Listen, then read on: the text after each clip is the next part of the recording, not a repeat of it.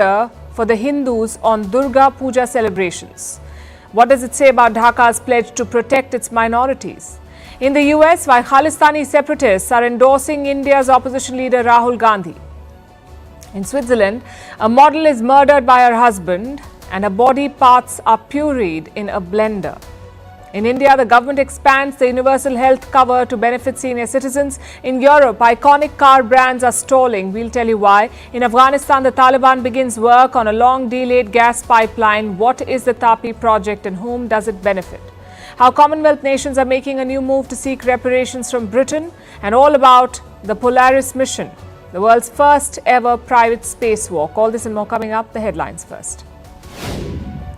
Russian President Vladimir Putin invites Indian Prime Minister Narendra Modi for talks. Putin met India's National Security Advisor Ajit Doval in Moscow. The Russian president told Doval he is waiting to meet his quote-unquote good friend, Prime Minister Modi. The meeting could take place on the sidelines of the BRICS summit in October.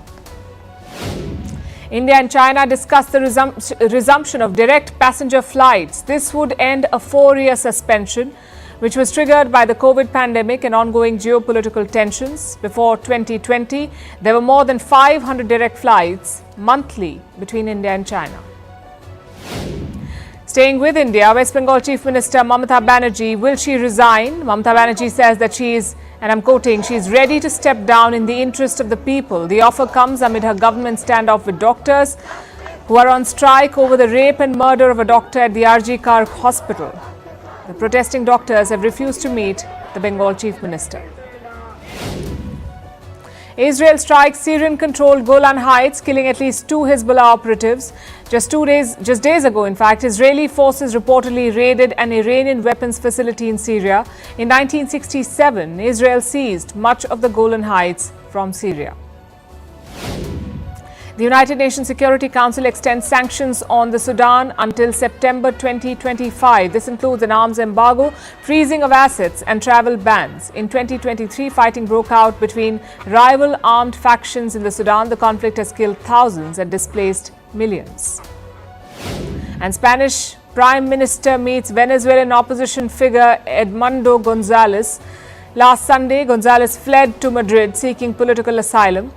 He had been in hiding since the July presidential election in Venezuela. President Maduro of Venezuela was declared the winner amid widespread claims of poll rigging.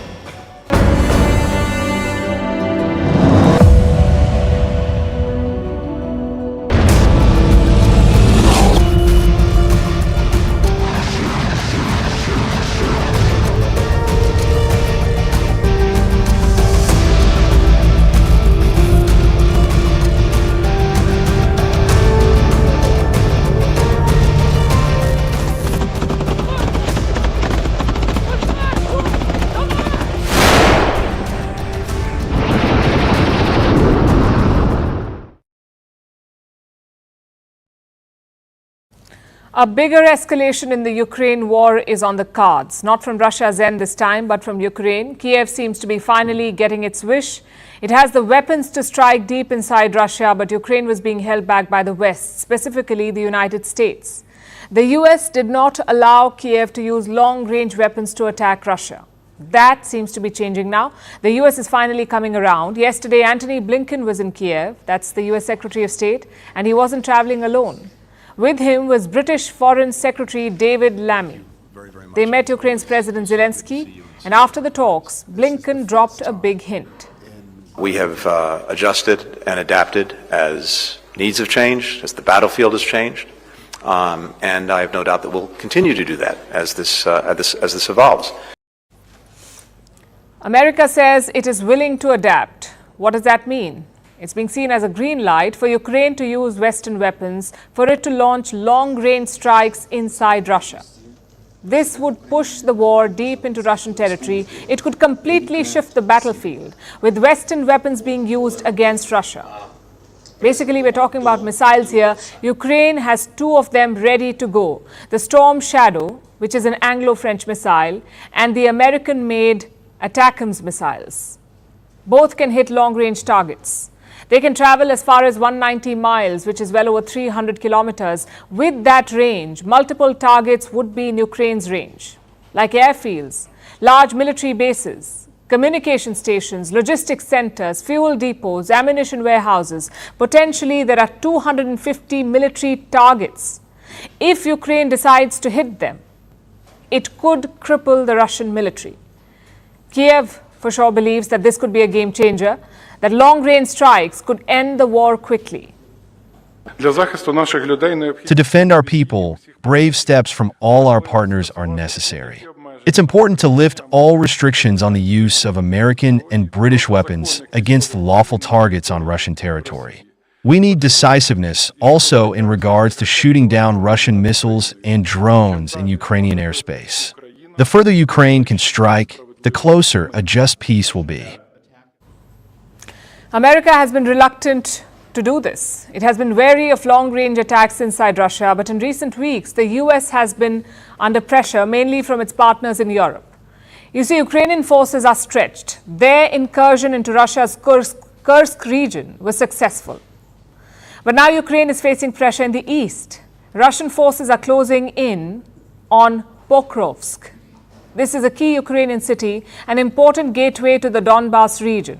So Ukraine needs some urgent help, first to defend its territory and second to protect its gains inside Russia. Western missiles can make a difference on both fronts. There is another factor at play here, Iran's support to Russia. The West says Iran is supplying missiles to Russia. These are short-range ballistic missiles. Apparently, Moscow recently received 200 of them. These are the Fath 360 missiles. Reports say Russia could use them in Ukraine, that too within weeks. The United States has confirmed reports that Iran has transferred shipments of Fatah 360 close-range ballistic missiles to Russia, which we assess could employ them within weeks against Ukraine, leading to the deaths of even more Ukrainian civilians. Iran has rejected these claims, but the West does not believe Iran. 4 countries have imposed fresh sanctions on Tehran: the US, the UK, France, and Germany. But to what end? Had sanctions been effective, this war would have ended a long time back. All eyes are now on the Kremlin and Vladimir Putin's next move. In the past, Putin has drawn clear red lines for the West and issued several warnings. A few weeks back, Russia's foreign minister issued a reminder as well. This is blackmail. This is an attempt to pretend that the West wants to avoid excessive escalation, but in reality it is deceit. The West does not want to avoid escalation. The West, as they say, is asking for it. Asking for what? A wider war in the region? With Putin, you cannot rule it out. If Ukraine launches a long-range strike inside Russia, Moscow would view this as a direct attack by the West. And Vladimir Putin may decide to respond, possibly with nuclear weapons. He's made this threat before. But now the West seems to be willing to take its chances. Consider what the CIA chief said this month. That's Bill Burns. He called Putin a bully and dismissed his nuclear threats as saber-rattling. The West and Russia are now on a direct collision course, and this could have serious consequences. Now let's look on the other side, at Russia. What is Moscow doing as the West wrings its hands? Well, Moscow is busy holding its largest naval drills since the Soviet era. For the first time in the last 3 decades, we are conducting such large-scale exercises at sea. They will be held simultaneously in the waters of the Pacific and Arctic Oceans, the Mediterranean, Caspian, and Baltic Seas. The drills have been dubbed Ocean 2024, and they are well underway. Take a look at this.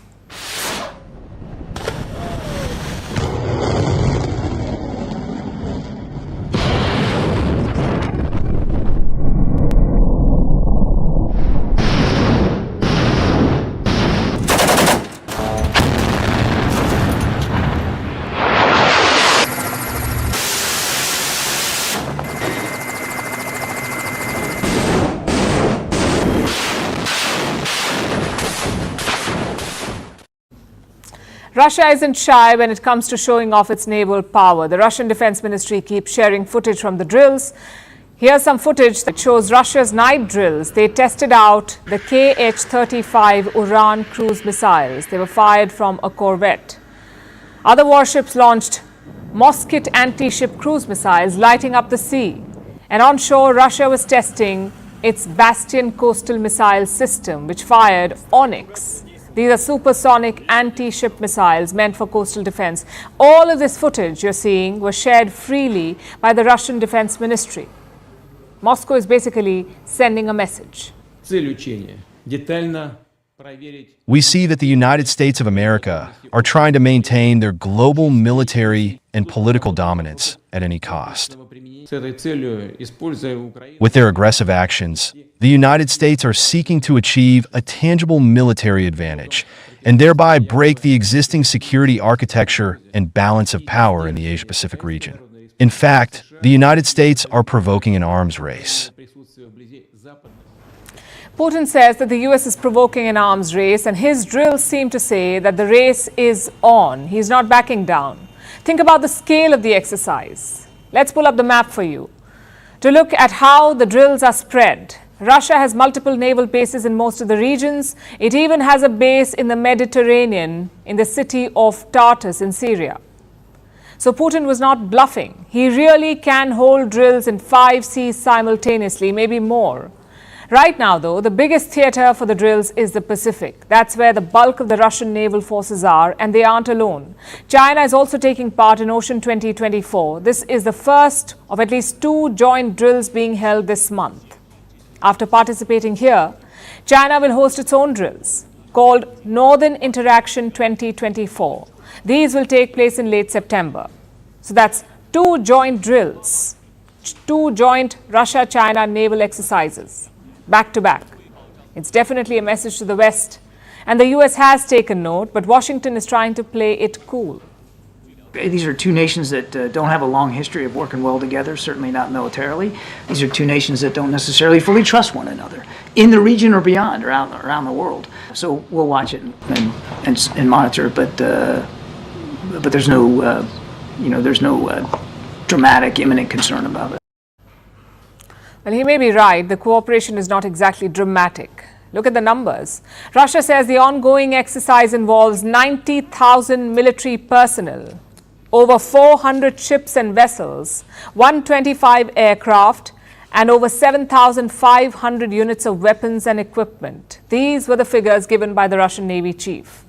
And how much is China's contribution? 3 ships, 1 vessel, and 15 aircraft. That's what the Russian Navy said. So 4 out of 400 warships are Chinese, 1%. That's really stretching the definition of joint in joint drills. The Chinese Navy is basically on an internship. The Russians have real combat experience. China does not, unless you count harassing neighboring countries. So Beijing wants its troops to learn something from the Russians. It's certainly beneficial for China. But will this help Russia in the long run? Maybe not militarily, but it will help them diplomatically. It helps Moscow send a powerful message to the West. It shows them that Russia is not alone and that Western efforts to isolate it have failed.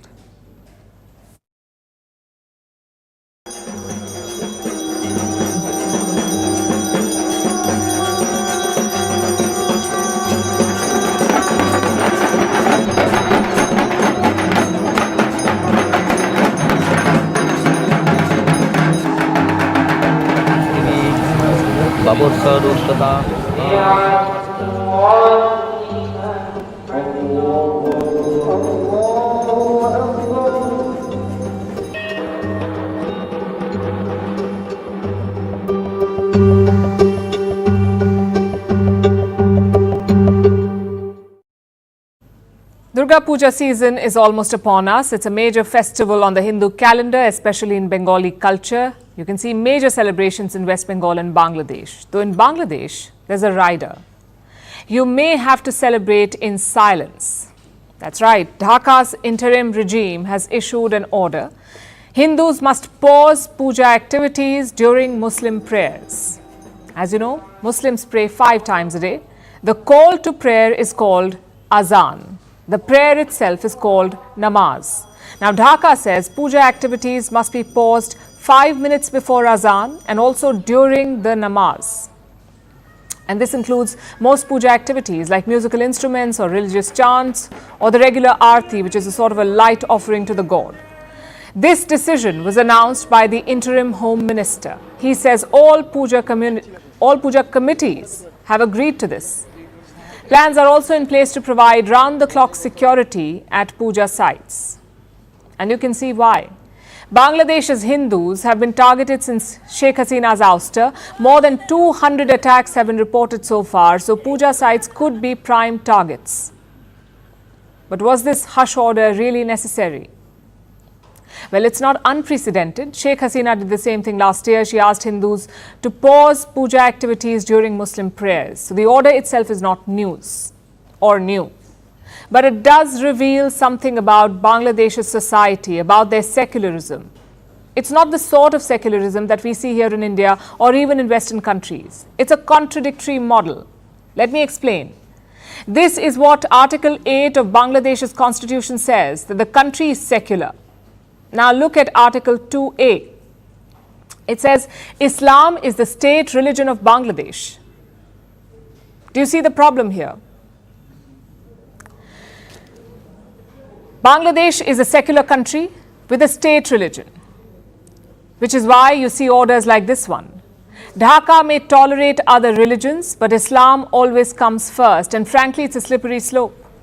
Islamists have been trying to exploit this contradiction in Bangladesh's secularism, especially the Jamaat-e-Islami. Their goal is to create an Islamist Bangladesh ruled through Sharia. Sheikh Hasina kept such forces at bay, but can Muhammad Yunus do the same? Is he even interested in doing this? Yunus addressed the nation on Wednesday. He called for communal harmony and unity. He also said no one should take the law into their hands. We are a country of communal harmony. None of you must do anything in any way which can affect religious harmony. No one should take the law into their own hands.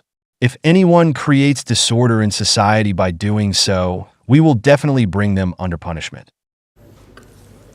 Yunus also announced 6 committees. They will carry out reforms in different sectors: electoral system, police administration, judiciary, anti-corruption drive, public administration and constitution. But where is the committee on religious harmony or on secularism? It's like the interim government is downplaying this issue. Consider what Muhammad Yunus said last week. He said the attacks on Hindus were exaggerated. He said they were political, not religious. Maybe the claims of genocide were exaggerated, but many Hindus did face attacks in Bangladesh. Their houses were vandalized and their businesses were looted. Where is the justice for them? You filed nearly 100 cases against Sheikh Hasina. You're willing to jeopardize ties with India by demanding her extradition, but you can't nab Islamist rioters. It clearly shows what the priority is. So I'm afraid big claims on communal harmony will not do. Yunus and his regime must walk the talk. The upcoming Durga Puja is a good chance for them. Some 32,000 Puja sites will be set up across the country. Let's see how the festival unfolds, how safe it is, how vibrant it is, and how inclusive it is. The early signs are clearly not good, but let's see what October brings.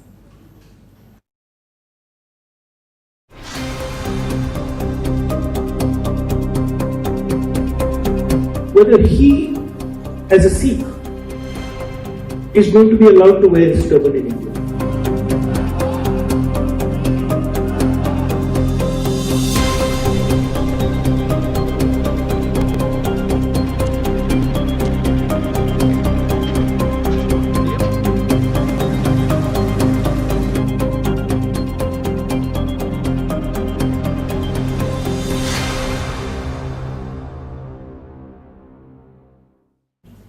With great power comes great responsibility.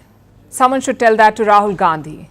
He's not just an MP anymore, he's the leader of the opposition, that too in the world's largest democracy. So what he says is consequential. But looks like he's forgotten that.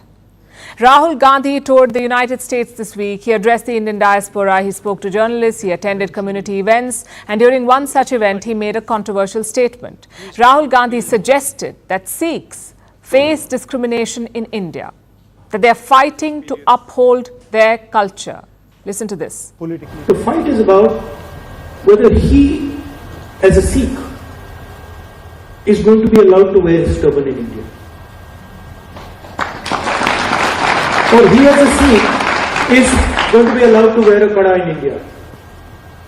Or he as a Sikh is going to be able to go to a Gurdwara? That's what the fight is about. If you live in India, you know this is not true. Sikhs across the country wear a turban. They also wear the kada or the religious bangle. No one stops them from going to a Gurudwara. In fact, there are Sikh temples or Gurudwaras across major Indian cities. Then where is the discrimination?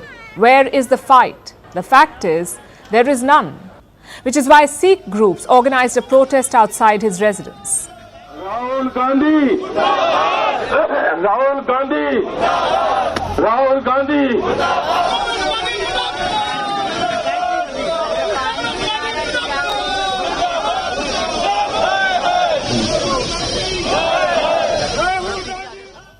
But the damage is done. Khalistani groups have latched on to Rahul Gandhi's words. Look at this statement by the SFJ, the Sikhs for Justice, SFJ. It is a Khalistani outfit banned by the government of India. Let me quote their statement. Rahul's statement corroborates SFJ's stance on the justification for Punjab independence referendum to establish Sikh homeland Khalistan. So Khalistanis are quoting Rahul Gandhi now. They're using his words to justify separatism. I'm sure Rahul Gandhi will reject such claims. He'll probably say he meant something else. But I'm afraid that's not enough. Such mistakes have strategic consequences.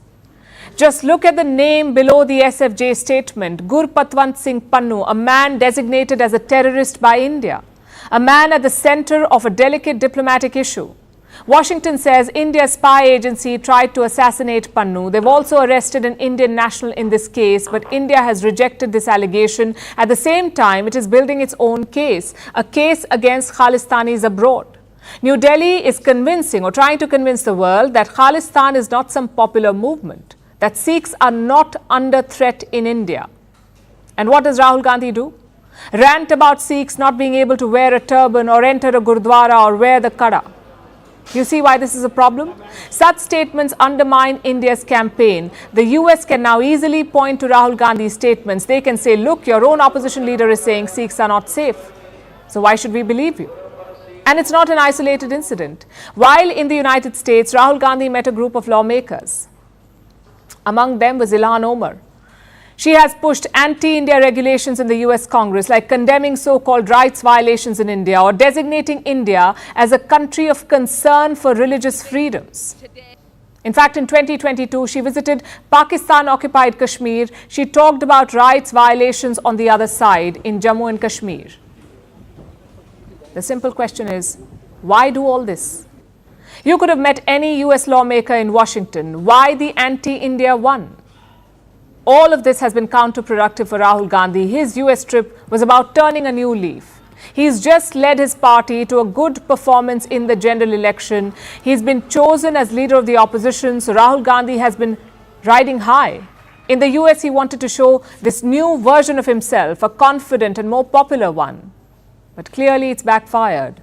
You can criticize the government here or abroad. You can offer your own version or vision. But you cannot give ammunition to anti-India elements. Surely that's a fair expectation.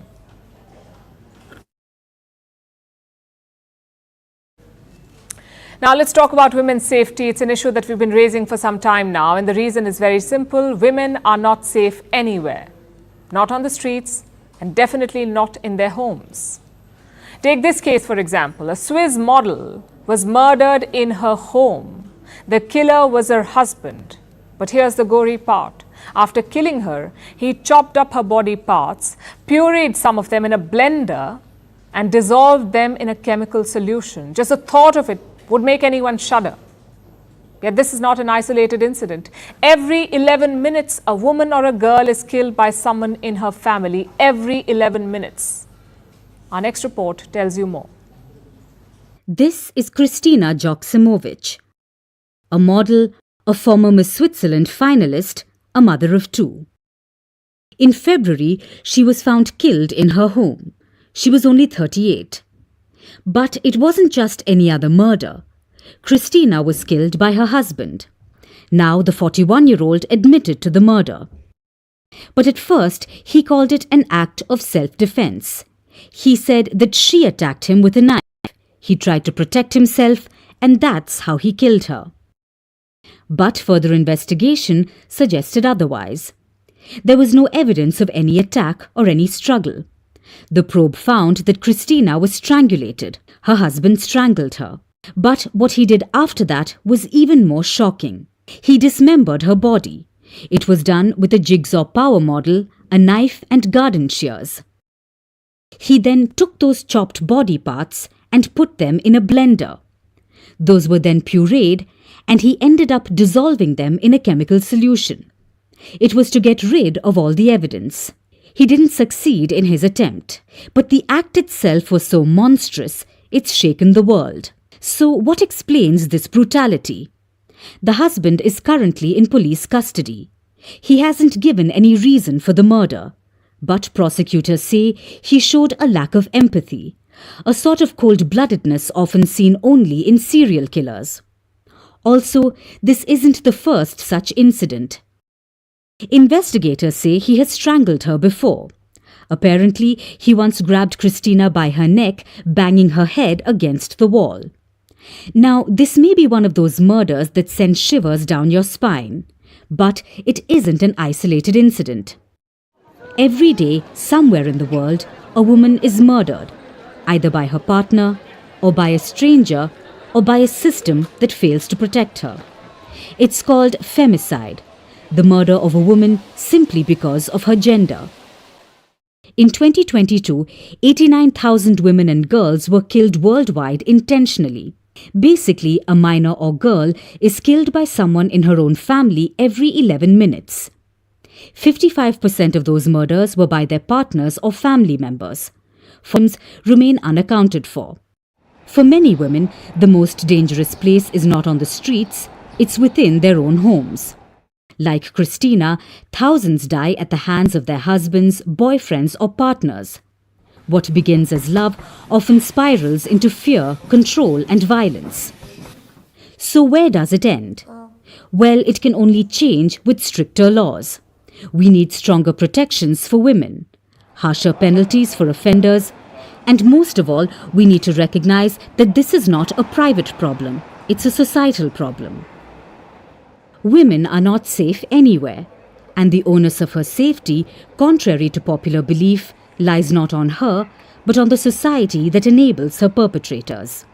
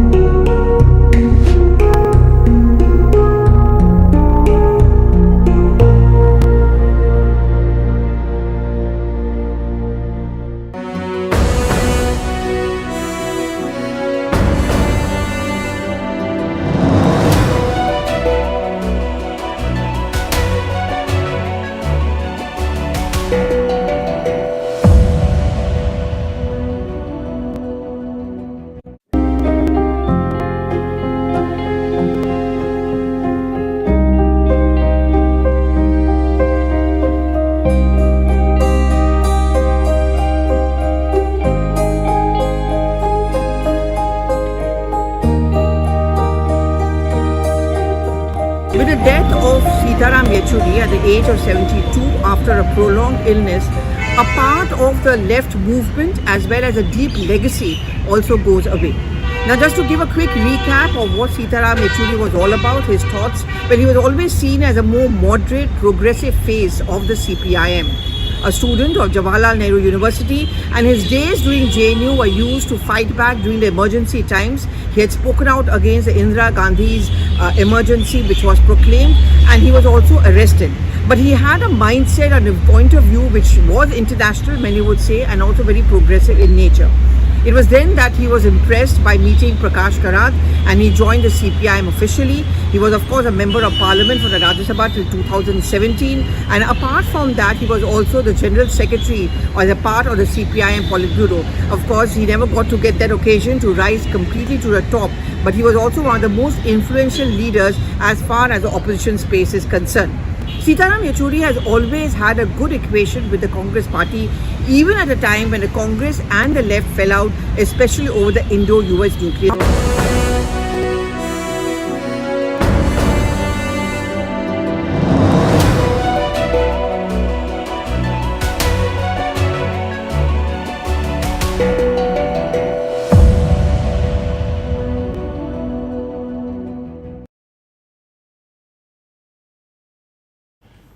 Can the most populous country in the world provide free health care for all?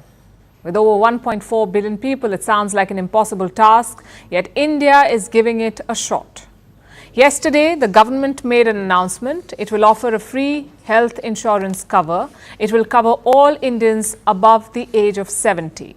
Now, this is not a new scheme. The government is basically expanding the scope of an existing one. The scheme is called Ayushman Bharat. Ayushman means having a long life.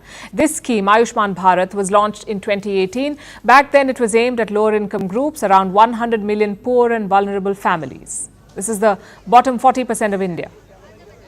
They were given a health cover of 5 lakh rupees. That's almost $6,000. It was completely free. The premiums were paid by the central and state governments. Now, the same health cover will be extended to senior citizens, irrespective of their income or their social standing. As long as you're 70 years and above and a citizen of India, you can avail this insurance for free.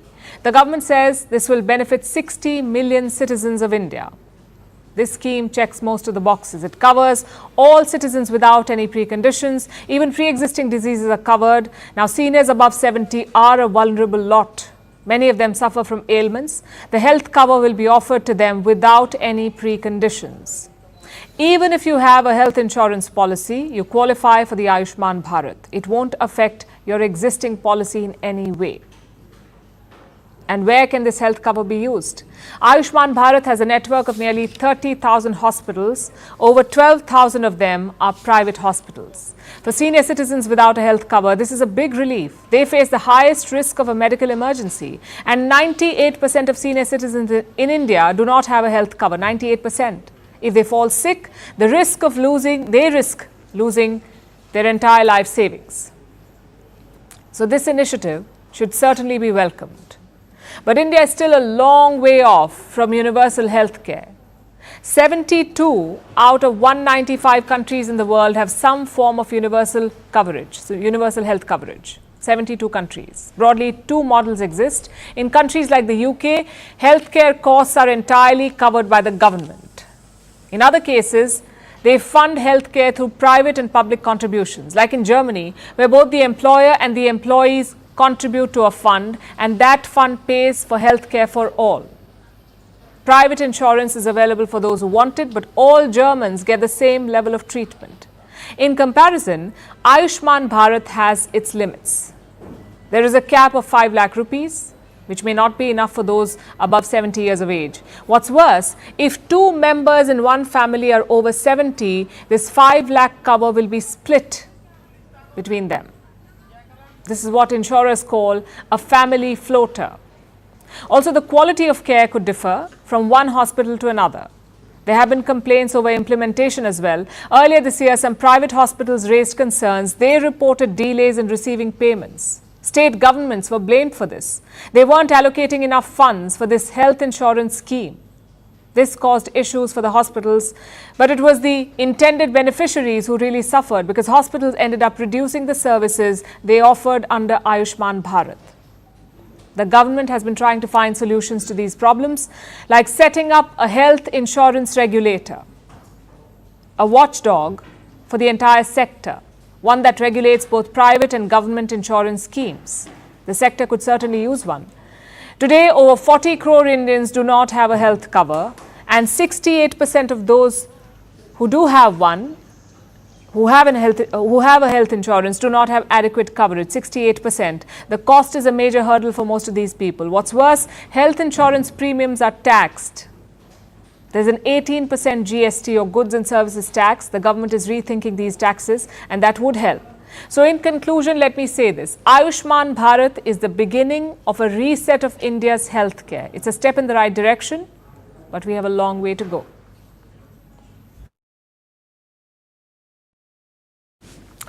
Swiss chocolate, Italian fashion, French wine and German cars. This is how Europe marketed its products. With cars, you had to agree. Europeans had the best automotive technology, especially the Germans. But now the European car industry is facing decline. Look at the shares of top car makers. Volkswagen is more than 20% down this year. BMW is nearly 30% down. Porsche is 16% down. Mercedes-Benz is 11% down. And Stellantis is 36% down. These companies once dominated the car market. So what happened to them? Just look at BMW. They have cut their profit forecast for this year from 10 to 7%. As a result, their shares plunged more than 11% on Tuesday, the biggest single-day drop since the pandemic. So clearly something is wrong. Experts talk about two main reasons. Number one, the fall in demand, and number two, the failed electric vehicle bet. Let's look at both these factors. 4 countries make up a big chunk of car sales in Europe: France, Spain, Italy, Germany. Last month, sales dropped 16% in these countries, 16% less sales compared to last year. And why is that? Well, the economic outlook is not encouraging. Germany had a technical recession last year in 2023. Interest rates are still high, and inflation remains a sticky problem. So buying a car is too much of a risk at this point. And this trend goes beyond Europe. Even in India, car sales are down. Indian dealers have 780,000 unsold vehicles in stock. So the problem is global, which brings us to the second reason. The EV bet has not worked.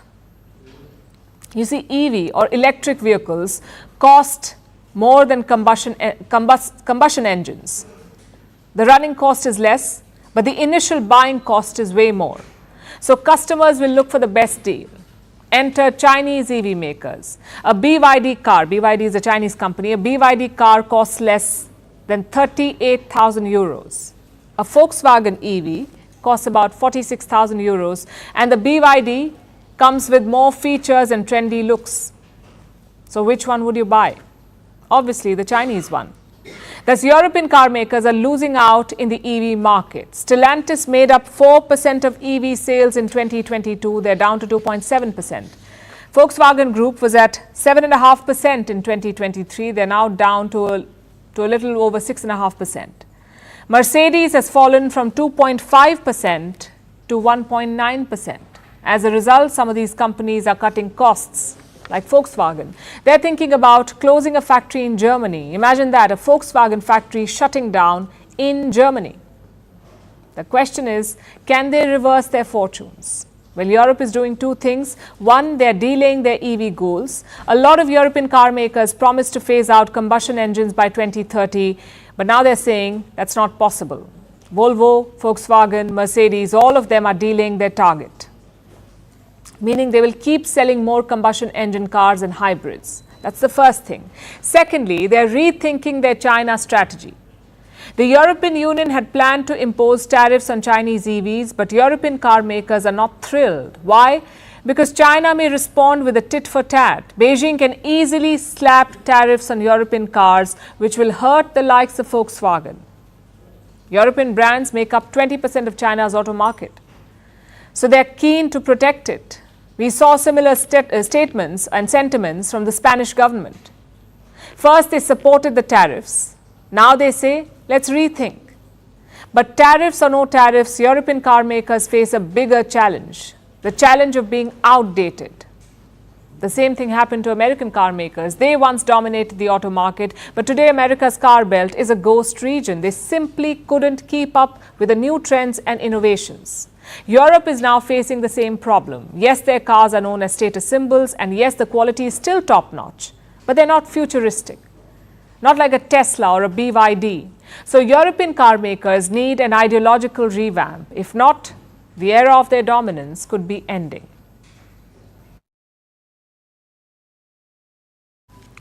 Now let's look at Asia, Central Asia, where a major project is finally underway, the Tapi pipeline.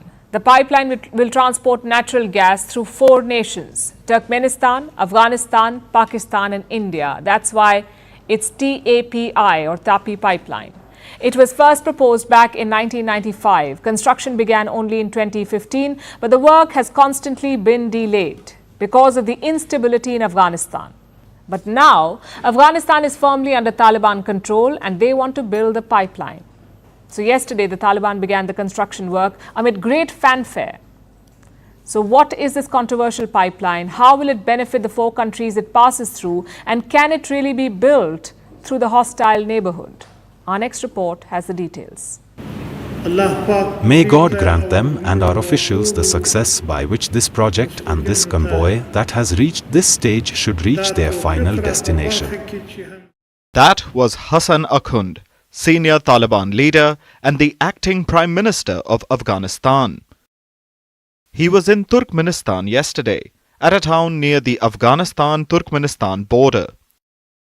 He was there to attend a ceremony to mark the beginning of work on the TAPI pipeline. The pipeline will transport natural gas from Turkmenistan's Galkanish gas field. It will take that gas to Afghanistan's western city of Herat and then on to Kandahar. After that, the pipeline will cross into Pakistan. It will pass through Quetta and then Multan before entering India. The pipeline will terminate in the Indian city of Fazilka in Punjab.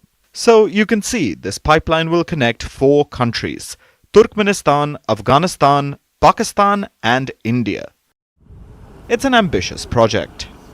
The pipeline will stretch across 1,800 kilometers. It's expected to cost around $10 billion and take about a decade to complete. But after years of delays, the ball is finally rolling. Turkmenistan began construction a while ago, back in 2015. Afghanistan was supposed to start work in 2018, but it wasn't possible back then, due to attacks by the Taliban. But now, the very same Taliban are in power. They want the pipeline built. That's why work on the Afghan side finally began yesterday. The Taliban declared a holiday in the Herat province to celebrate the project's commencement. The Taliban feel that the pipeline will help their battered economy. They say it will create 12,000 jobs for the Afghan people and lead to continuous income over time. The pipeline is eventually expected to transport 33 billion cubic meters of natural gas annually. It will transport the gas from Turkmenistan all the way to India. Both India and Pakistan will buy 42% of that gas. Afghanistan will import the remaining 16%. The Taliban also hope to make $500 million annually in transit fees. So the pipeline will be a boon for the Taliban. But what about the other nations involved? Turkmenistan gets new markets. Pakistan and India will get a new source of natural gas. India is a net importer of natural gas. Almost half of the natural gas India uses is imported. The TAPI pipeline will be able to supply almost 14 billion cubic meters of natural gas to India. This will help with energy security and may bring down energy prices. But the pipeline won't be operational for years, if at all. The pipeline isn't fully funded yet, so the Taliban will have to secure money to build it. Then there are the next stages between Afghanistan and Pakistan and India. The problem in both cases is Islamabad. India and Pakistan don't get along. That's obvious. There's bad blood between Kabul and Islamabad as well. Next stage of the pipeline from being built. So there's a long way to go before the TAPI pipeline is fully functional, making these celebrations by the Taliban a bit premature. Our next story is about the so-called Commonwealth of Nations. For those of you who don't know, the Commonwealth is an international association made up of the UK and former British colonies. It's a strange little club whose prime function is a mystery. We don't have free trade agreements. We don't have visa-free travel to the UK. As far as anyone can tell, the only purpose is nostalgia. Maybe it's to remind Charles of the good old days when his family subjugated over 20% of the world's population. But now even those memories are proving uncomfortable for Britain. Every 8 years, the Commonwealth elects a new Secretary General. The next one will be chosen in October, and this time the 3 candidates are from Africa, from Gambia, Ghana and Lesotho. All 3 candidates could become a problem for Britain because they all support reparations. Reparations mean compensation for past wrongs. It's a way of making amends, usually in the form of cash. All 3 Commonwealth Secretary General candidates believe the UK owes reparations for slavery and for colonialism. Now, India is a former British colony. We won our independence from the British in 1947, so the reparation issue could affect us too. The issue is certainly interesting. On the one hand, India should definitely be compensated for colonization. Before the British came along, India was one of the richest regions in the world. This is said often enough, but let me add some context. The English word loot has its origins in India. The English were doing it so often, they literally stole the word as well. The English word mogul, as in media mogul or oil mogul, also comes from India. It's how the English pronounced Mughal. India was so rich that the British used the dynasty's name as a synonym for an enormously wealthy individual. It shows that the British knew what they were doing. They literally came to India to pillage resources from the wealthy. And after about 200 years, they left the subcontinent a shell of its former self. So India definitely has a claim to reparations. But now let's look at the other argument. Should we really be raising this claim at the Commonwealth? The institution's name itself is a mockery. The British ended up taking wealth from all the other members. That's the only thing we have in common. And like its name, the institution itself is a joke with no clear purpose other than maybe an international English speakers club. So why should we raise important issues in such a decrepit forum? Issues like reparations.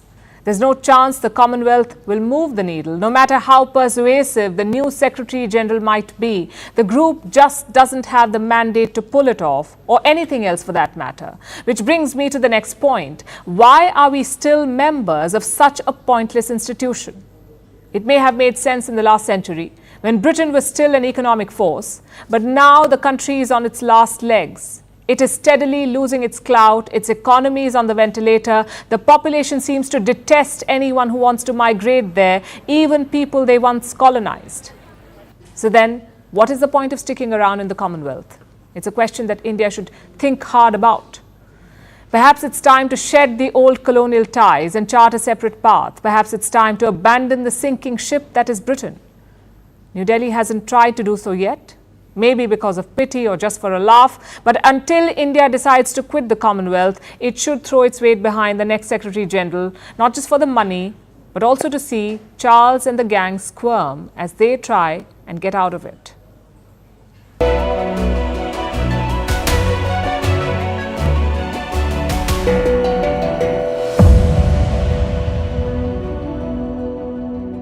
2004, when the UPA's Common Minimum Program was being drafted, it was proclaimed as one which was very progressive, out-of-the-box ideas, and which was talking about a new age India. Sitaram Yechuri was one of the architects of the Common Minimum Program, with many of the top-notch Congress leaders, including that of Jairam Ramesh. But in recent times, Sitaram Yechuri was always seen and called a mentor of Rahul Gandhi. In fact, it is believed that Sitaram Yechuri was the one who influenced Rahul Gandhi along with Adhir Ranjan Chaudhary to have a tie-up of the left and the Congress party in West Bengal and beyond. Despite the fact that Mamata Banerjee was very upset, Sitaram Yechuri ended up having a very good equation with her. The thing about Sitaram Yechuri was that he had very good equations with political parties and leaders cutting across party lines. He was seen as extremely accessible, affable, and someone with his good nature was able to connect with party leaders across the party lines, which certainly comes in handy when the backroom negotiations are going on inside the parliament. But to talk about present times, when the India bloc was formed, Sitaram Yechuri played a very important role. In fact, it is believed that one of the few people who actually coined the name India bloc, who coined the idea that you have to hold the constitution in your hand and talk about protecting the constitution, it was not just Mamata Banerjee or Rahul Gandhi, it was Sitaram Yechuri too who played an important role.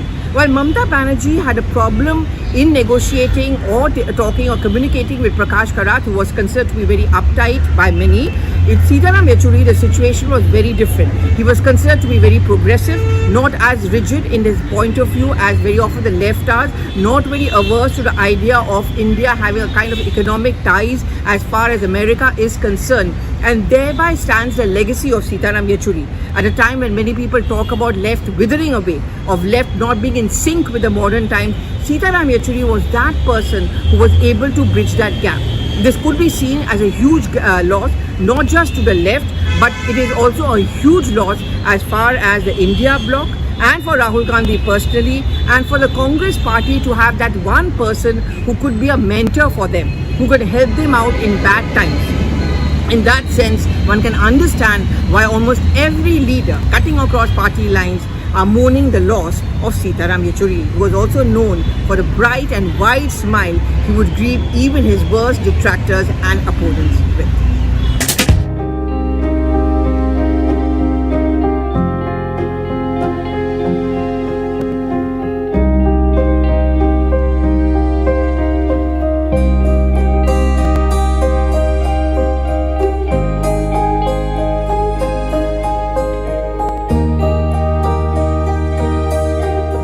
With the death of Sitaram Yechury at the age of 72 after a prolonged illness, a part of the left movement as well as a deep legacy also goes away. Now, just to give a quick recap of what Sitaram Yechury was all about, his thoughts, well, he was always seen as a more moderate, progressive face of the CPIM. A student of Jawaharlal Nehru University, and his days during JNU were used to fight back during the emergency times. He had spoken out against the Indira Gandhi's emergency which was proclaimed, and he was also arrested. But he had a mindset and a point of view which was international, many would say, and also very progressive in nature. It was then that he was impressed.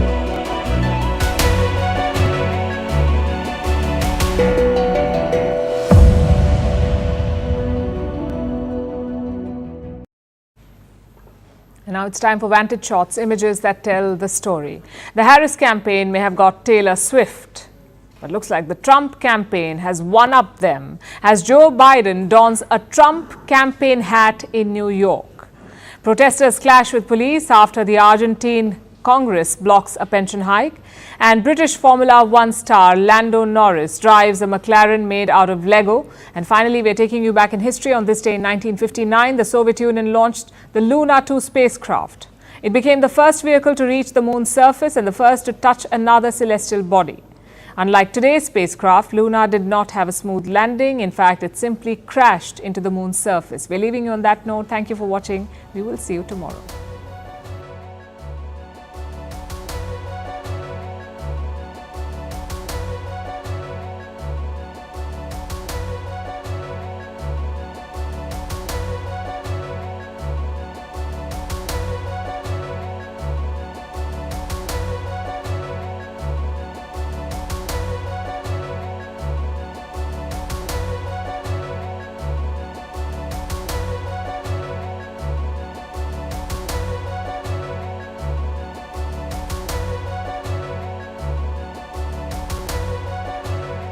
I need that hat. Want my autograph? Hell no. You know my name. Come on. I ain't going that far. Yeah, you said you would do a selfie. There he goes. Yeah. Hey, I'm proud of you now.